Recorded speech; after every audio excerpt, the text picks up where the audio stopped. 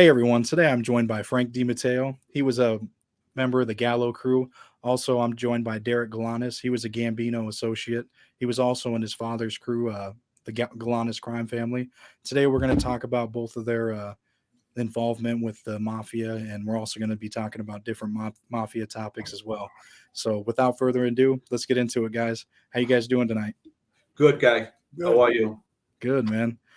Frank, this is Derek. Derek, this is Frank. I'm sure this How you is your doing, guys' brother? Nice to first meet time you. meeting. Good, man. Good. That pleasure's mine. Yeah. So how we can do it for get into it is we can go with Frank's background and then we'll go into your background, Derek. Just kind of give a brief background, Frank, of who you were around and what crew you were running with. Okay, my father came up in the 50s, early 60s with the Gallo brothers, which is pretty much they were with the Pafaci family. So my father actually actually my father came up with as a bouncer for Tony Benda. Hmm. He was with the Genovese crew, but he wasn't really with them. He was working for them as a bouncer because he was young and just started out. And Joey and Larry was speaking with Tony Benda about breaking away from the Pafaci family, and they happened to go. I think it was a wagon wheel in the city. My father was bouncing at the wagon wheel, and those guys were coming out there, and my father was bouncing at the time, and that's how they hooked up and met. Told the story many times. My father was there one night when Larry and Joey was there, and we wound up getting an argument with some black guy that was born on a white girl, talking to a white girl. In those days, it was a little rough. You couldn't do that too freely. And my father wound up hitting the guy, knocking him out. It wound up being Emil Griffith. He wound up becoming a middleweight champion. Yeah, he wound up coming out with 2 punches. Wow. Off the wagon wheel, yeah. And Larry and Joey liked his hands, and they were doing a break with the Pafacis. They needed more bodies, so they asked Tony Benda if they can bring him to Brooklyn, and that's how. Then Larry went up to Ricky, and said, "We need you guys. We need you in Brooklyn. You want to come?" And Ricky said, "Man, I'm there." And he wound up with the Gallows up on President Street. I think it was 1961. I think it was something like that. Been such a long time. Then then I just grew up, my father being with Larry and Joey and Albert, um, again, as a little kid, I had no idea. Gallo, Pafaci, Gambino, Genevieve, I had no fucking idea about that stuff. I don't know any kid that does. I mean, I really don't. I knew they were different a little bit because they would dress well. They had mannerisms that you don't see my regular uncle had. You know what I mean? So these guys were like family, so they go around so much. And this, as you grow up, you pick everything up. And if you're liked, and my father happened to want me to stay with him because I had some good traits that he liked, and he just kept me with him all his life, and that's how. I got involved, driving as a kid and, doing errands and, getting this pizzas and going for laundry and going for breakfast, doing all the flunky shit that you do when you're a young guy on the block. You know what I mean? Hmm. Real good. You go through, that's how you make your bones when you're young, you're a flunky. And but that was the thing to do. It wasn't that you feel bad because that's what, Gambino did. That's what Frankie Prosciutto did. That's what we all did. That's what we had to do. And we just grew up to do more more organized things, and scores come up and this come up, and you just get into the life, and I was a driver for most of the time with my father, so I was privy to a lot. Went to a lot of places, met a lot of people. My uncle was Joe Shapani, so Joe Shep was respected Gambino guy. I think it was Colombo. Then he went over to. I'm sorry, the Colombo. They went over to Genovese, so it was big in the unions. My uncle Joe, and just being around him because he was around Costello and Lucky Luciano. He was Joe Adonis's partner in a restaurant here in Brooklyn. Yeah. So he had some great stories, He used to, and he was like a mentor, keep you in line, teach you shit, what to do, what not to do, what to say, what not to say. Little things they teach you. My godfather was Bobby Bongiovanni. He was a shooter for the Gallows. He wound up doing 38 years of the life bid. So these guys, I drove him for a couple years about 2 years before he got pinched. I actually drive him around. So you get to see a lot of things. I told you I met Frank Costello at a meeting in Joe Shep had to go to a meeting in New York, so I got to meet Frank Costello. We had lunch with him. I was just privy because I drove Joe Shep there, and they invited me to sit with them. It was just pleasant to do that. They didn't want me to sit in the car. Not that I supposed to be there with them, but they were just gentlemen, and there was no reason, to sit in the car. So I wound up sitting with Frank Costello, had lunch with him. It was really cool, Yeah. And you meet guys like this, and and then as you grow, and you meet more people, I was Frank Terry, Funzo Wild, I was close with, all through my father because he came down to meetings, and my father was very close to Chin for a while, so Chin, I see Chin all the time. But basically, my grown-up years were, until about 77, 76, I was strictly with the, Gallo Crew. That was it. We bled, died, Gallo. That was it. Joey was the man, Larry was the man, and Blast. That's who our guy was, and that's who we died for. But in those days, that was our mindset. There was no, we loved these guys. I can't explain it. It wasn't just, regular, I want to be a gangster, and I want to, we're really close with these people, you put your ass on the line for them. So you just grow on you, and that's how I started, and just moved on to bigger, better things or worse things, and more trouble and more headaches and more money, and that's how I got involved. Okay. Yeah. Your turn. Your turn, Derek. All right. So, and I'd like to draw some parallels. I mean, first of all, let me say this, Frank is old school mob, the kind of mob that everyone looks up to. I'm more of a next generation, which, I don't think people know very well. They probably shouldn't look up to it anymore. Some people do. My father was John Galanis. He was the Bernie Madoff of the 1980s. But, in the 1980s, even if you were a financial crook, if you were dealing in various parts, and my dad's main deal was in Atlantic City then, you were paying somebody. And in those days, Atlantic City was property of the Philadelphia crime family. So when I grew up, outside of New York, my dad was building up or trying to build up, Atlantic City. It was, for anyone who knows back east, Atlantic City is a sordid ghetto. It's a lot worse than many areas in New York. And my dad's dream was to make it like Nookie Thompson had it in Boardwalk Empire. And it's not a bad dream as long as you don't steal every dollar involved, that you're not paying up, to Philadelphia. So he went away for 27 years. They RICO'd him on that case. Wow. And then in prison, he met Rosario Gambino. Now, Rosario, because they were in Cherry Hill, was very close to Angelo Bruno, because Philly and Cherry Hill are right next to each other, just like AC. And I grew up with the Gambino kids, Tony Gambino and Tommy Gambino. And let me just say this, and this is the difference between what Frank just said. Frank said, I was a runner, but that's what you did when you wanted to get involved and come up. And I remember one deal we were doing with the Gambinos. We were buying a restaurant in Malibu. And the owner of the restaurant, Tony had said something to him untoward. He's shaking him down, threatening him or whatever. And, I forget the guy's name right now. It'll come to me eventually. But he said to me, and he said it to Rosario, because he talks to Rosario on the phone. The guy spoke Italian. Karsh, I think his name was.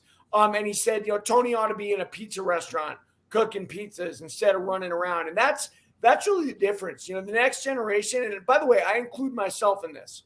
We were all spoiled, rather than coming up the right way like Frank did. And Frank's crew, let me say this, that Gallo crew was legends I grew up with. Joey Gallo and what he did and his crew and how tough he was. And those were the real days. I mean, even before the Gotti days, you're talking about, glory era of the mob, with them. And what it's become today, I outlined in my book, these guys are now scammers. There's no honor. There's no omerta. Everybody tells on everybody. Nobody fears, telling on anyone. They walk the same neighborhoods. And it's really sad. People say they've legitimized it. They haven't legitimized it. It's still criminality, but it's a type of criminality that's not going to bring someone like Rudolph Giuliani to the doorstep every day. They're not murdering people. They're ripping people off. And that's the heart of my book. I talk about, Hunter Biden's connection to my family, Gambino Associates. I talk about Tommy Gambino meeting with Bill Clinton. And, the funniest thing to me is, and maybe I'm jumping ahead, but I have my stuff on TikTok I put out. When I put out stuff related to corruption at the highest level, I get 100 views. When I put stuff about prison stuff and prison politics, I get 15,000, 40,000 views. People love it. It's really the sad state. Yeah. And you're right, though. People love it. I mean, they like to hear that, and I mean, you see the results, you know what I mean? But, kind of go on a little bit more. I mean, you essentially got involved with drugs, and like we were talking before the show, that's what kind of changed, because the old school mob, they weren't supposed to get involved with the drugs and stuff.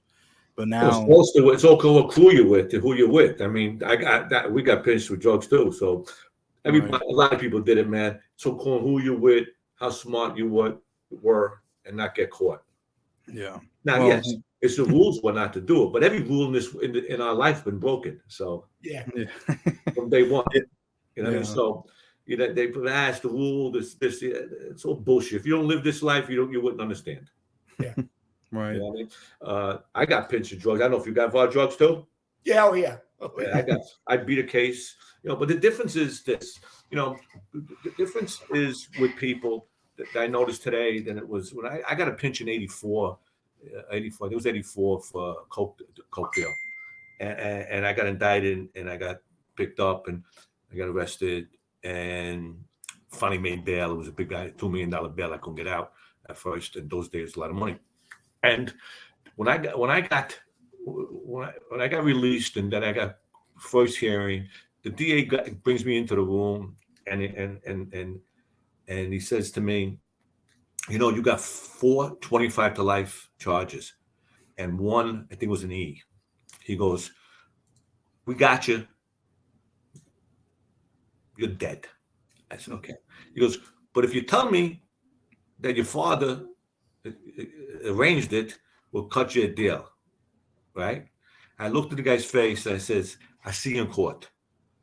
That's the difference of, and I was afraid. I mean, honestly, I was 29 years old, I had 2 little children, and I was facing 4 life sentences.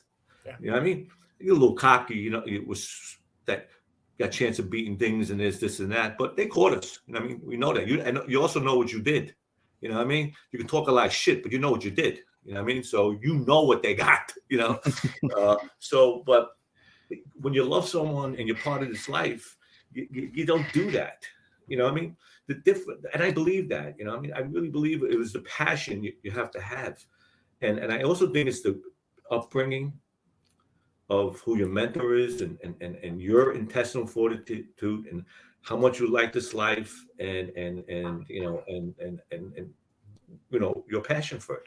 The problem today is that the last 20, 30 years, no one gives a fuck about each other. I see it myself. Before I went into the publishing business, I was still in the street, and I noticed that one talks about the other, one talks about no one gives a shit. Make some money, that's it, and that's it. And I'm not, and they don't want to go to jail for 25 years for nobody no more. And then the law got smart with the RICO. RICO killed everybody. You know what I mean? So. You couldn't buy nobody no more. Surveillance was phenomenal the last 30 years, getting better by the day. But it's been for a while, all those things added up. If you don't have the character to be in this life, that's why everybody's folding. You know what I mean? Yeah, that's why everybody's folding. I mean, a lot of these guys, informants, that come out of the closet now that everybody's there. They did a lot of bad things, you know what I mean? And they lived their life. But as soon as you hit the fan, what happened to this? What happened to being a tough guy anymore? I don't know what happened. That when I walked around with Larry Gallo or Joey Gallo, my balls was bigger than my head right now, because you felt the power or the feelings of being with this guy. You know what I mean? You were invincible. You know what I mean? They knew 32 blocks away. They knew who you were with. You know what I mean? So it was a different feeling. They just lost all that the last 30 years. It's to make money, to flex a little bit, to drop a name. Daddy, buy your car. Go buy sell some junk. You know what I mean? It's because it's easy to sell coke and sell pot and sell pills. It's very easy. Trust me. You know, it's easy, and it's still easy now. You know, but they lost all their lust. The old guys, the older guys, the guys after me. You know what I mean? Because all these guys are coming out now. I'm still older than them all. Like I'm before them, but they lost all that. They just didn't want to go to jail no more they want to do the bad things. They want to motherfuck everybody. They want to hit everybody. They want to walk around like a gangster, but nobody wants to do the time. Right. They didn't want to do the time. If they had a passion for someone or really grew up in this thing, I don't think it would be that freely a rats around. I think more people would be in jail, or at least fight it, or at least don't give in. Let the law prove you did it, man. They don't let the law prove. They admit everything. Hey, and Frank too. I'll bring up this. With Derek, he had a different relationship with his father than you. I mean, towards the end, it got pretty shitty at the end, right, Derek? I mean, and prison time got involved. So tell Frank about your situation. Yeah, I mean, look, Frank made mention like that, his father, let him write. And I'll say this, and I think this is part of the new generation. My father led me into the life, but he used me, whenever he could. And that drug case, listen, it was a guy at Terminal Island who was there with my father and Rosario Gambino named Dennis Alba. Dennis was Italian. He used to run around a little bit with the LA crime family.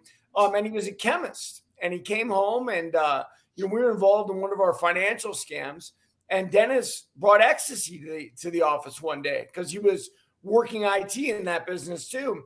And he said, "Hey, Derek, can you sell these?" Well, I was a kid, I said, "Of course I can sell those," and that's where that all began, And, the thing is my father was in his very Machiavellian manner using me. Well, Derek doesn't fit into the finance stuff. Maybe he'll fit into the drug stuff, and let me let him run with it. Because, he always knew he could come back to me. If I hit it really big, he'd be at my door. "Hey, Derek, I made that introduction for you." And that's the kind of guy my father was. And by the way, I didn't really know that. I hit the room just like Frank hit the room. And they told me, "You're going to do 40 years. And you're going to be an old man when you get out." And, my mindset in my 20s, I think really it is how you're built inside. 40 years, I don't care. Get out of here. I don't care one way or the other. This is my life. This is what I do. Exactly. And, thank God it didn't turn out that bad. I got 11. I beat it to 9. But we're all faced with that question. And I can tell you that the fear in your heart when you hear those 40 years, it flips most people. Most people aren't built like Frank and I, especially today. Look, we're involved in a very me culture. And I'm not making a political statement, but, even our former president, it's very all about me. And people love it. This me culture is here now. And unfortunately for the gangsters too. What's in it for me? And then they snitch and they've got no problem going back out there and selling drugs with a different crew. It's really sad, man. It's nuts because it's mobster, mafia, but it's a whole different world. It's a whole different. We're using past tense shit in 2020 that has nothing to do with 100 years ago, with 50 years ago. It's just my father. No, my father didn't use me. We're all used. This is how this game works. Everyone has to perform to do what they got to do. It doesn't mean he's doing it viciously, but it's your capability. My father's not going to send me to do brain surgery because he knows I can't do brain surgery. So what am I going to do? I'm going to go drive because that was my capacity at the time. So you do what you can do, I was very close to my father, even to the last day. So I always said that he died, I died. I really believe that because he was the power. I'm his son, so I got the the perks for being a son. Yeah. You know, I probably got away with it so much because of that. I probably was shied away from a lot of stuff because of that, because I was his son. So I was protected a lot of different ways. You know what I mean? I probably got my own. I probably made my own trouble. You know, Yeah. they didn't put me in trouble. I probably put myself in more trouble than they ever did. Mm-hmm. Again, I just think it's a different world, and I just think no one cares. And I just think that, only because where I came from and know the passion that I had, or even Gambino, that I speak to Gambino all the time. Mm-hmm. We get passionate about this stuff when we start talking and about those days, and how we turned out, and little things that didn't go right for us, or people we don't really care for, right? That did the wrong thing, that we want to lock and load and want to go out with a blaze, but we look at each other and laugh and say, but we're looking for teeth. Forget about going and shooting anybody, doing anything. So but that passion, because it's still in your head. I mean, you can change. People say change. I changed, but doesn't mean that I don't have that in my head. That sometimes I want to fucking strangle somebody. I just won't do it no more. But all my grandchildren, I tell everybody, please don't let that last day come, because I'm going to strangle you to death, because it feels good.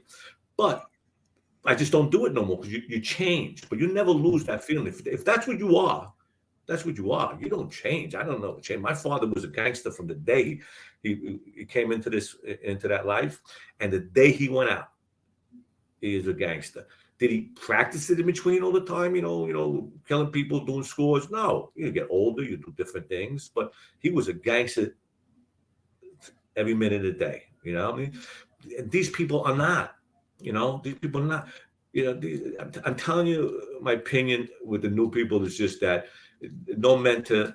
They have nobody to mentor them. It's a different world, and I say too, they're living in a different world than we did in 1969. When I really started a little bit to all through the 70s. The 70s, we owned everything. We had cops on the payroll. We had the judges. They had DAs. We used to go if we needed ID. We had a guy in motor vehicle licenses, birth certificate, legal. In the system, $200. We had it work by the balls, so it's a different world. You know what I mean? If you did something, no one called the cops. If you know what I mean, that was calling. You're gonna fight in a bar, or if you crack somebody in the head with a baseball bat, because the cops weren't looking for you, because no one opened their mouth. There was no cameras. There was no phones binging. So it's a whole different world we did live in. You know what I mean? So it does change. And that's what I was going to bring up. What we were also talking about before that we went on, was the Albert Anastasia hit. Why do you think no one was ever busted for that? I mean, Derek, what do you think? Frank, what do you think? We'll go with Derek first. So one thing I want to talk about, Frank brought up Larry. Let me tell you, they tried to put a hit on Larry. Two guys tried to kill him, and they failed. I think a cop intervened. And then Larry said, I'm not testifying against them. And that's the kind of mentality those guys had. These guys just tried to kill him, and he doesn't care. He's still not testifying. I'll tell you something else. I remember when that happened. Right? And I'll tell you something else. Rosario Gambino said to my father in Terminal Island, he said, John, where am I going to get soldiers these days when a kid can open a pizza parlor and make $300,000 a year? Back in the era Frank's talking about, you had to, if you wanted to make that kind of money, you had to make moves like Frank and his father and his crew did. Like back in those days, you weren't opening a pizza place and sitting pretty. So, the world has sort of moved on from that, and we are in that meat culture. So, the Albert Anastasia days, listen, people think it was Joe Gallo and Persico. Nobody really truly knows except those that know, right? Well, I tell a story about that. When I sat with Joey for 2 years, a year and a half before he died, because he only had about a year and a half before he died. And my father with Larry, and my father very well respected. We used to have at my father's house, we used to have probably someone from any family at a given point was at my father's house on the water, when he had the house on the water. And we would have, I can't even think of it. any boss you can think of. I mean, we had what's his name from Polivario. Polivario would come once a week at the house. We used to have that DB. DB was at my house. Used to eat Sunday mornings. Used to come in for lunch or breakfast. So we had different crews because my father was very friendly with different crews, and I always heard them. And I, since a little kid, even Joe Schapani, and they always refer to, this is before media, this is before podcasts, this is before television. We don't even have a fucking television. I don't even remember having a television. and Larry and Joey and Carmine Persico did the shooting. One, they weren't walking around bragging about killing a boss and you were just an asshole. It doesn't happen that way in this life. You don't do it. I can't walk around and say I killed somebody who died.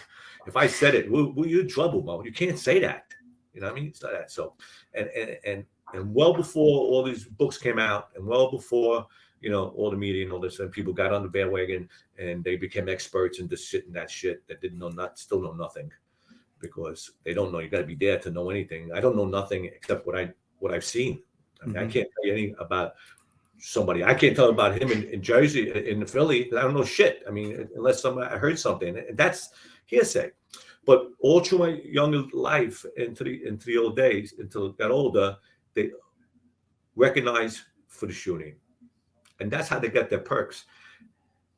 And my father says, many years ago, that Joe Bufacci did not like Joe Gallo. He thought he was a hothead junkie. Thought he was a fucking nut. And the only reason he got straightened out right after the Albert Anastasia got killed. Now, I don't know. I mean, I'm a 9th grade dropout, but I'm still far from stupid. If you put everything together, your boss makes you, don't like you after the Albert Anastasia hit. Larry gets straightened out. Larry, Joey, and Carmine Persico got straightened out. I mean, what do you need to know? What do you need to start? What do you got to sign a letter of? I mean, people question things, but I don't know how you question shit like that. You know what I mean? Right. But I also privy to the guys who says, you know, that was there that actually did it. I mean, you know, I've heard Larry refer to it. You know what I mean? Okay. So, yeah. Unless these guys have just lied all years about killing Albert Anastasia. Wow. And I know this life, and my father taught me, you better not call nobody a rat, and you're wrong, you're dead. And that was 100 years ago. You know what I mean? There was things you just didn't do. So you walked around and say you killed Albert Anastasia and you're just a regular guy in a crew. Right. It didn't happen that way. That's why you could put your money on that. Those three guys, and Joe Jelly was on that hit. You could put your money on that. So Derek, what do you think caused it all? Why did why was this crew selected in the first place? Listen, I mean, obviously Joey was selected for his name. You know, Joey was willing to do whatever he needed to do, right? And look, he had family behind him, right? Albert and Larry were right at his right hand, along with Frank's father, right? Obviously. No, my father came in after that. Okay, my father came right after that, after Anastasia hit. Let's talk about sort of more modern day hits, right? Let's talk about the Gotti's hit on Castellano. That hit, they asked Sammy afterwards, after he turned informant, who were you guys afraid of? Sammy said the only people we were afraid of were the Cherry Hill Gambinos. And, it's very interesting to me because the Cherry Hill Gambinos are so much smarter than everyone else. Practically no one really knows who they are. I mean, if you know the life, you know who they are. But the fans of the general, populace of mob stuff, they don't know who the Cherry Hill Gambinos are. The Gambino crime family, of course. So, Rosario, Joe, and John, they're the smartest, most cunning gangsters out there. And, look, so after that, John Gotti actually made the Cherry Hill Gambinos into his Sicilian faction, into the Gambino crime family. And make no mistake, that was to create a peace with them, right?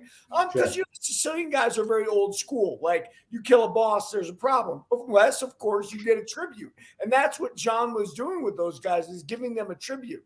And what no one talks about up until today, I mean, listen, they have taken back the Gambino crime family. When I talked with, what's the guy's name? Hootie? He's a new school guy. He doesn't even remember when the Sicilians were not in charge. That's how recent he is. But yeah, I mean, listen, John Gambino sat on the ruling council of the Gambino family when they didn't have a single boss. Frank Cali married into their family. Tommy Gambino took over in LA. So, the smartest gangsters are the ones who are quiet. Now, listen, in Joe's age, Gallo's age, it was different, right? I will say, I'll tell you what, I think one of the reasons, and Frank can comment, he's closer to it. I think one of the things that really helped Joey is you went away to prison for a while next to charge. And when you leave the streets, obviously you're not going to be a victim there, and you make new allies, which Joey did with Nicky Barnes and other guys in there. So I think part of what helped Joey rise to such fame, I mean, at the end, he was hanging out with movie stars, is because he was removed from the action and then came back to it. Unfortunately, at the end, it didn't save him. No. So you think that it kind of gave him a break period to like reevaluate things? And no, it just gave him another 10 years of living. That's all it gave him. It gave him 10 more years to live. Because if he didn't go to jail, this would have happened. Would have been war. It would have been worse, because Joey wasn't going to give in. The only reason why they made peace is because he went away, and Larry and Albert sat down with Joe Colombo, and they just said, "Come on, man." Pretty much Colombo told them, pretty much, he's a boss now, told them, "I'll leave you guys alone if you cut it the fuck out." I'll leave you alone. Go do what you got to do. Don't give me no headaches. Don't do nothing. You gotta cough up. Do what you got to do, but do what you want. It's all yours. You do what you want. Leave us alone. That's why when we were down President Street, we ran the whole thing. No one ever said that these guys were with Pafaci or Colombo. No, they say they were Joey, Gallos. They were treated as a whole individual, family. The Colombos didn't want nothing to do with them there. That's why they made peace, because it was such a dawn in their side. I mean, a few guys went against hundreds, and it was, it didn't end. Joey went to jail, never recognized Joe Colombo as the boss, and when he got out, he just was fit to be tied. I was there when he got home. He just motherfucked everybody, and even yelled at us because he found out that Larry was giving Christmas gifts to Joe Colombo Christmas time. He goes, "You got to do that." We told him, Blast told him, "But we got to do that. We're with this guy. I give him nothing. Fuck him." He was just bad, man. So it was coming. Blast would tell him for the year and a half he was out. Blast would tell him, "Do not do what you're doing. Do not go where you go." I mean, we had trouble with Joey from the day he's out. My godfather Bobby or Pete the Greek they're the ones who used to bodyguard him but he used to disappear. He used to wander around the fucking village by himself, man. He did, because he had, they say he's crazy. I mean, I spoke to him. He was as 10 times more educated than I could ever be. He was sensible, but he had no sense of fear. Had no fear. He actually had no fear. I mean, maybe it was something cut off in his brain or something like that. Yeah, he was crazy. I mean, that's crazy part of it. But he had no fear. He believed that they weren't coming after him. And Albert told him all the time, "Take Bobby with you. Take this guy with you. Take Richard Depp. But fuck them. They ain't got." And he said all the time, "Fuck them. They ain't got the balls to do nothing." And that was his philosophy until they caught him. It was a strange, the 1.5. Well, I was through the whole thing from middle 60s, late 60s to Joey got killed. That was a whole crazy 4 or 5 years in the first place. and then losing Joey, first losing Larry, cancer.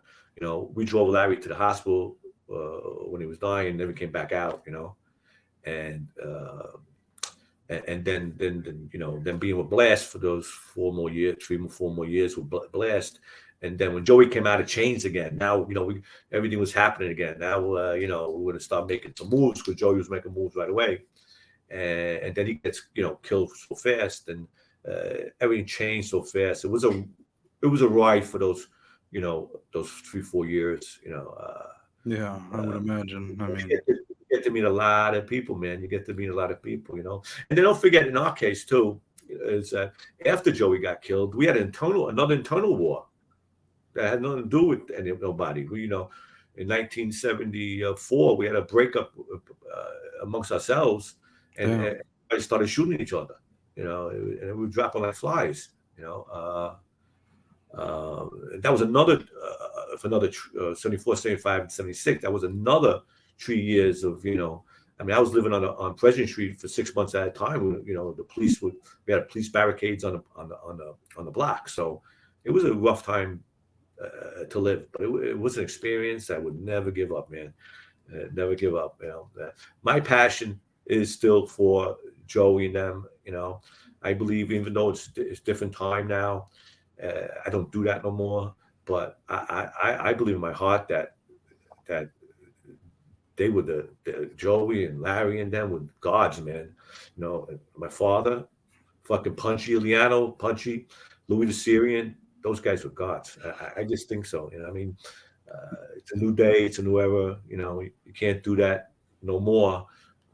But in memory, they're gods. You know, I mean, they say not to promote it. I'm not promoting. They do what they had to do. You know, I don't tell them what to do. Only God that deals with them. But my passion for them, of how they were, is enormous. You know what I mean? You know, I live. Father, you know, 25 days, 7 days a week. I went everywhere with him, met everywhere with him. You know, I met Carlo Gambino every Thursday night. I sat with Carlos, you know, at the Dixie Tavern on 5th Avenue in Brooklyn. We used to go there for dinner. Yeah. We sat with Funza Wild once a week, you know. Then we wound up with Chin. Then we wound up with and at the end we wound up in the Jersey crew with with Sammy the Plumber, and that was another ordeal. Wound up with them with a whole new crew and all these guys, because my father was called in. After that junk pinch in '84, we got released from Chin. We got released. Instead of getting killed, we got released, thank God. And we're hanging around the bar. We owned the bar on Mill Avenue. And what happened was this guy named Louis Teresi and this guy Ferrone, Louis Teresi and this guy named Rudy Ferrone. They were with the Brooklyn Crew with the Jersey family, and they just made Jimmy Rotunda's son, Anthony Rotunda, and he needed some guidance because he just got out of college. So and they straightened him out. They killed his father, straightened him out. So my father to come in and to tutor him, to sit by him. Because my father's very close to the father. And we wound up getting involved with Jersey and going through a whole new 6-7 years of you know, that soprano shit and all that stuff, and another pitch and walkie-talkies, and, you know, guys killing people, and, you know, it's just, you know, friends getting killed. It's been, you know, a ride for a long time. We walked away in 2001 because we wound up being in Anthony Rotunda's group, and Anthony wound up in jail. He wound up taking out of circulation because he flipped in 2001 when his boss, Vinny Oceans, and this guy Anthony Copper and another guy they all flipped, and they implicated him on a murder. And he said, "Fuck it, I got 3 kids. My boss flipped. Fuck him. I'm out of here." And he wound up flipping. Was Joe Massino one of the first like bosses like of a crime family to flip? Like, was he? Yeah, I think he is the first one. Yeah, Joe. I know Joe well.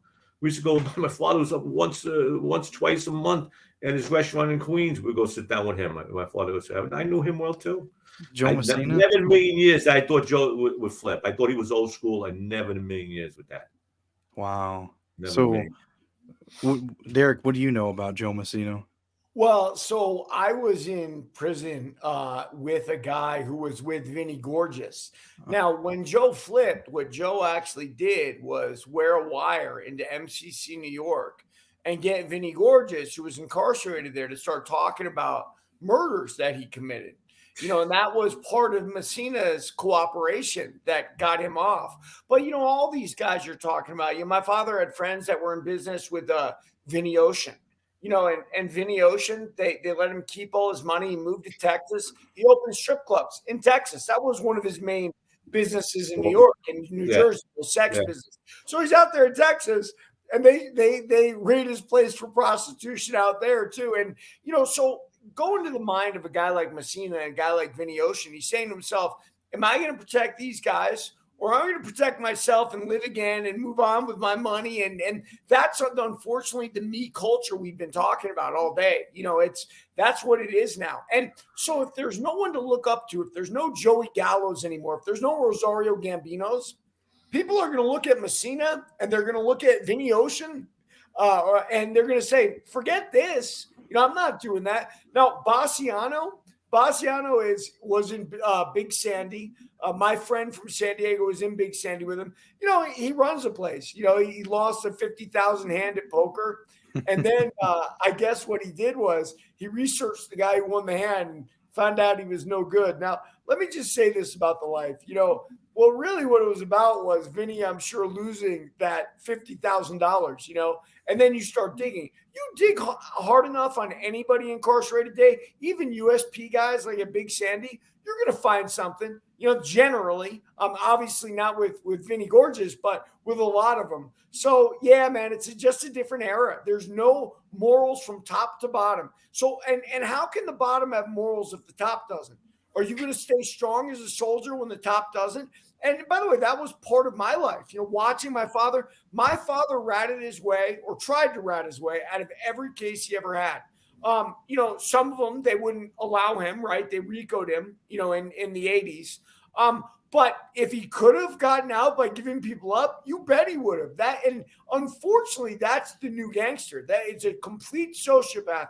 Everything is about me. And if I get busted, I start telling. And when I get out, I start work all over again. And there's no more Joe Gallos anymore. It's very sad. No, my father, complete opposite. He's dying. He go to jail or he's going to die. He was a real die-hard gangster. You know what I mean? There was no in between. Just a quick story. In 1999, I got proposed to be strained out in Jersey. So my father picks me up, and we go to a restaurant here in Chester Bay. He goes, "I got to talk to you." I said, "Okay." We go there. We sit down and a couple of drinks. And he leaned over. He goes, "You got proposed for in Jersey." I said, "Okay."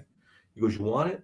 I said, "What do you think?" That was always my question. I asked a question with a question. I said, "What do you think?" He goes, "It'd be good." He says, I said, "Okay, so what do you think?" He goes, "I think you should take it." He goes, "Okay." I said, "No problem then." I go, "When?" He goes, "Christmas." I said, "Okay."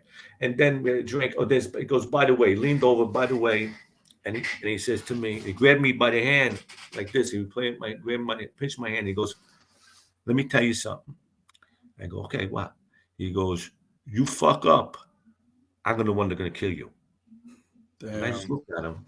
I go, "You just told me. You pretty much told me to take this fucking thing." And then you lean over, you tell me you're going to fucking kill me. I mean, come on, man. I just looked at him. I understood it, but you got to understand it. I mean, you got to have a mindset that you sit there. And then and I smiled and I said, "No problem, Dad." And then we sit and drink, and he kissed me.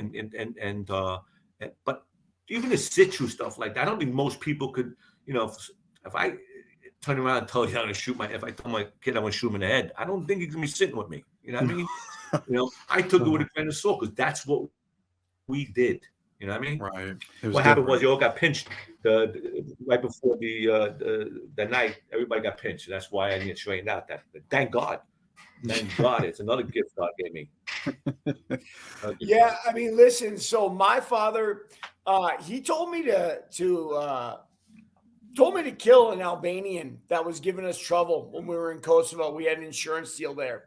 And so I'm gearing up all night. In my mind, you think, well, that's your dad. And by the way, I had no idea my dad was a rat. I had no idea about any of it. My dad was like Joey Gallo was to Frank, right? So if Joey Gallo told Frank to do something, I imagine Frank would start thinking, how am I going to get this done? I got to get this done. And, that's what I was thinking all night. Now, the next day, my dad was in the hospital. He had some kind of coronary issue. And I think it made him frightened. And he looked at me, he goes, that thing, just forget about it. And to be honest with you, I felt both ways. I felt, why'd you gear me up all night? I've been thinking all night. I couldn't even sleep about how I got to get this done. And then at the same time, you call it off the next day.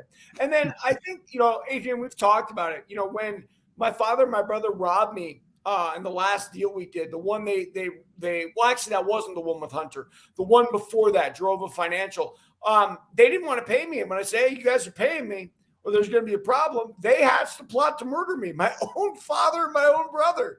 So, and I agree with you, Frank. I mean, a lot of people can't conceive of that, and it's probably why people listen to us, because they want to hear something from a perspective of something they can never even imagine in their lives. And it's very hard, man. I mean, listen, I wish my father was like you.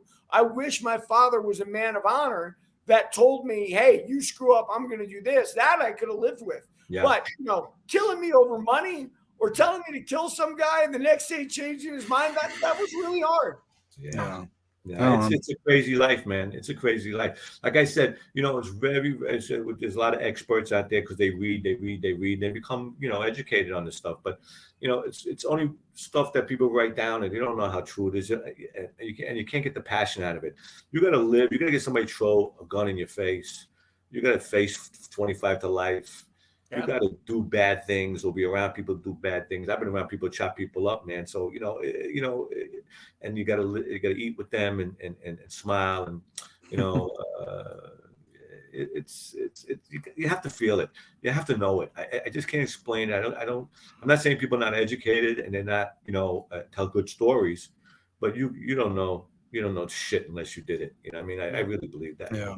I tell a quick story. One time, I'm in on Court Street, and my mentor, one of the mentors, was a guy named Roy Musico, called him Roy. And we were in his club because the big boys were staying in Albert's club or Joey's club, and the younger guys had to stay with Roy coming up and learning and stuff like that. So I'm it was a Friday night. I would go drinking. I'm going out drinking. I come back to Court Street, and I see Roy's a car that Roy was avoiding to drive. Somebody who drives Roy. So I walk into the bar, and I see Roy in the corner of the bar with this fucking moose over him, big motherfucker, big. And I see him, laying into him, quietly, but laying into him. So I walk right next to Roy, and I don't say a word. I said to myself, oh man, I said, this guy's fucking big, man. What are we gonna do? I says, but I can't leave him, So I went to the bar, ordered booze and water. I had my water. I didn't even look at him. I didn't even look. But boom. The guy leans over Roy and tells me, he goes, what the fuck are you gonna do when I shoot him in the head and shoot you in the head? No, what are you gonna do when I shoot you in the head? I turned around to the guy and said, you better have 2 fucking bullets, you better have. Right? The guy backed off, looked at Roy and said, who the fuck is this? He goes, that's Ricky's son. He goes, oh, it's Ricky's son. He goes, okay. He goes, I'll speak to you later. Got up, finished, drink, goes out. I don't know. It wound up being McIntosh, the guy with Mac, and Mac was a fucking beast. McIntosh was a beast. But you did this because, it's natural. You know what I mean? Plus, I had a pistol on me, so. But by the time I would have done something, he would have shot us. You know what I mean? Unless you acted first, he would have probably would have killed both of us. But but you do this naturally. I mean, I could have not walked in. I could have went somewhere else. I had a drink. I was a young guy, good looking, all dressed up. I had fucking money. I could have kept on going. But you don't do that. You see a guy, you walk right in there and you do that. But you have to feel that. You have to experience McIntosh leaning over this fucking beast, leaning over and says, "What are you gonna do when I shoot him in his fucking head?" If you didn't experience that and live that life, then you don't know nothing. You can say anything, you know what I mean? But you have to, you have to live this stuff to understand it and try to make sense of it. You know what I mean? Because they try to make sense of people who do crazy things and say, well, how do they do that? Because it's not normal. It's not a normal world. It's not a normal, brain set to act like the way or be that way. You know what I mean? Yeah. So you have to be that way to understand that. You can't explain that, Right. So one of the things I want to comment on, and I was going to comment on it before when he was talking about Joey, and Joey saying, "Hey, they're not going to do anything. They're this or that." You got to put yourself in a mindset where you believe no matter what, you're going to be okay. Right. And that's what Frank did in that moment. And Frank just said, "Look, the guy probably would have killed us both, but it doesn't matter." And I want to say this. Power is very much perception. That's why Joe Gallo was able to fracture an entire crime family, saying, "No, that guy's not the boss. I'm the boss," essentially. There was a family within a family. Sure. And that's what you're doing all the time on the street. What did I say before? I said, they say they're going to give you 40 years. You do that 40 years in your mind. When Frank said to that guy, "You better have 2 bullets," Frank was already, he was prepared to die when he said that. That's so it. In essence, you are dying. I mean, and people think, "Wow, you never really did anything." No, you're doing those things on a regular basis. You're living on the edge, man, and you're not like the rest of society. And I think that's why people listen to us, quite frankly, Frank. And those days, those guys are bad. Those days, it's not like today. You walked into guys drinking like McIntosh, and those guys, they were bad dudes, Yeah. You guys like Stormy and Shorty, the Gambinos, those guys, those were regular guys, man. They were drinking, they were very nasty guys, and you're in trouble, man. So, if you don't think you can handle it, me, I wouldn't embarrass myself. I was a man, you know what I mean? If I would have dogged that, I wouldn't know what to done. The dog that so it's either dog it, not be a man that you think you are, that you're trying to be,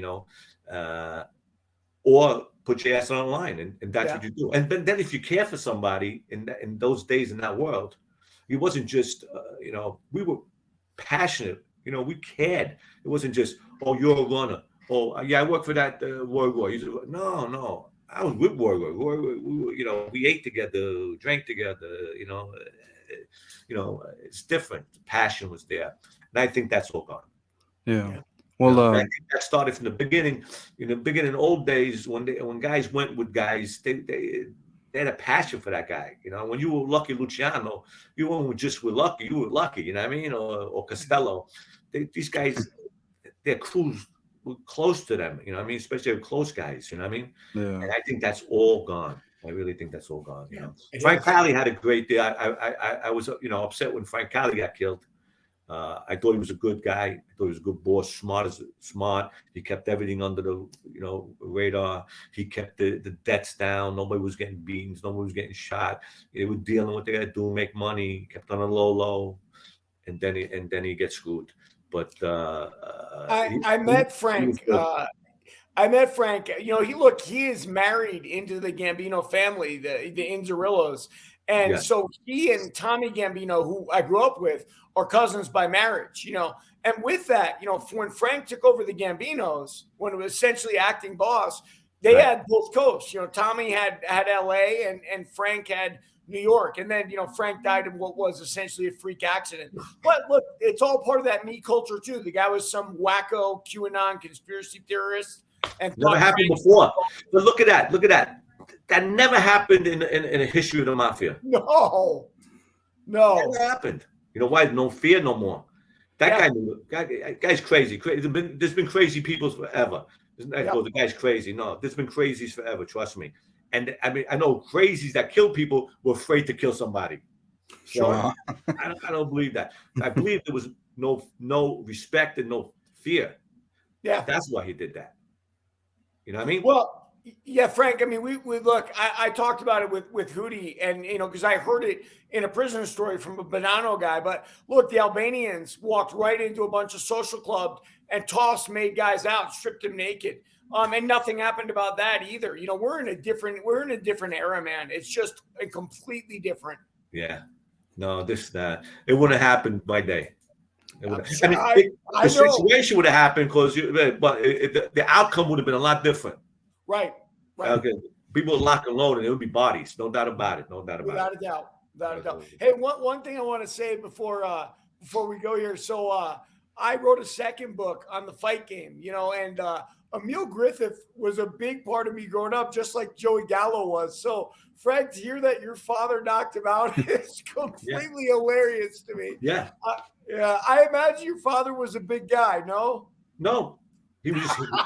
No, he was about 5'10", 100, 200 pounds, and 180 pounds. He was. He just hit like a mule, man. He was a semi-pro boxer. He boxed, Sunnyside and all that crap like that. But no, he hit like a mule. Yeah, Griffith was a welterweight though, so he definitely had the size advantage. But either way, man, that's an impressive. That's about 2 punches, knocked him right out. Boom. And they didn't, but he didn't know who he was. Listen, sometimes when you don't know, it's actually better. We talked about that, right? Your mindset, Joey Gallo, they're not going to do anything. Your father say, who the hell is this guy? I'm going to knock him out. He knocks him out. Yeah. I knew that Derek would like that. I seen him do it many years after that. I've seen him do it. I see him in a Flatbush Air in the press box. He hit a guy that was probably about 6'4", 280, beast Puerto Rican guy. Yeah. I saw him. I didn't see the punch. I saw the guy coming through the door because the door broke off the hinges. Yeah. And he leaped on him like a cat. It was on his chest with a pistol. But he got hit somebody pretty hard to break through a door. I mean, he was a beast. Yeah. He was a beast. No fear, felt no pain. So we were in business with a Genovese associated family called the Mangiapanis, and one of them was a boxing trainer, the father, the old man, and they used the old man to talk to me about straightening out the deal we had going on. And the father told me a story. He said, Mitch Green, right? And Mitch Green's one of the guys who fought Mike Tyson. Big guy, and the kind of guy that like even Mike Tyson was scared of. Like Mike Tyson talked about it in The Undisputed Truth, how he would try to avoid Mitch Green when he was in town because guys like Mitch Green got nothing to lose. He grew up in the ghetto. He's 6'5", 280 or something when he's not. Yeah. And Mangiapane was like 5'5". He said the guy came backstage talking crazy with one of my fighters. I hit him with an uppercut right in the head. And I couldn't believe it, man. It reminds me of your story with Emil Griffith. Yeah, it's true. It's true. Yeah. That story, and it wasn't told by my father. Guys in the crew told me that. In fact, Larry told me that story. That's how we met your father. Awesome, man. Awesome. When other people tell you stories is more important than you tell us. You telling your story. Without a doubt. Without a doubt. Definitely. So, Frank, you want to promote your new magazine you got coming out? Yes. We got Mob Candy Magazine's out again. We got a new issue just came out. It's the 2023 issue so far. You can get it at mobcandymag.com. I think that's the only place you can get it right now. So you go to the website, mobcandymag.com, and it's there. And everything else I wrote or have. Everything's there. It's a great issue. We did a lot of work on it. Got some hot girls, some great gangster stories, and got the mob and the candy in it. So everything's there. Yeah, exactly. And I'll of course put a link in the description as well, so everyone can get easy access. Go ahead and click on it. And what about you, Derek? So I've got 2 books. Greed and Fear of the Galanis Crime Family talks about the Mafia today and where it is. A lot of corruption at the highest level of governments, including Hunter Biden. Nobody's talking about it in the mainstream media, which is hilarious to me. But yeah, if you guys want that book, if you're interested, it's on Amazon. I got another book on the fight game called Warrior of the Light, A Fighter's Journey Through the Rise of Mixed Martial Arts. But if you guys just look, I know we're not in a reading culture anymore. If you guys just want to hear opinions on the fight game or opinions on crime or prison or anything else, I have 2 TikTok accounts. The crime one is at Derek Meyer Galanis. The Fight Game one is at Derek Galanis. And I also have an Instagram at Derek Galanis where I put the majority of both of them. So yeah, that's how you guys can find me. Yeah, and I'll put all your links in there too, Derek. So Yeah, send it to me because I don't remember the first word you said. So yeah, I'll put all the links. links. That's what I got. Push links. Yeah, I like to see that definitely. And you Derek, but yeah, I mean that'll be a good thing to wrap up. Anything else you guys got to say? No, I want to say thank you to Frank. You don't get a lot of old school gentlemen. It's very rare. And that's what I grew up and admired. And to see him, it's like a blast from the past, man. So thank you, sir. Thank you. It's been a pleasure talking with you. And listen, anytime you need me, I'm here. You know, not doing nothing except trying to get to Florida and smoke some cigars. But otherwise, I'm here. If anything I can help with, talk about any subject that you need me about that, don't get me in trouble, I'm more than welcome to talk to you. So I could talk all day, man. Well, thanks for coming on, guys.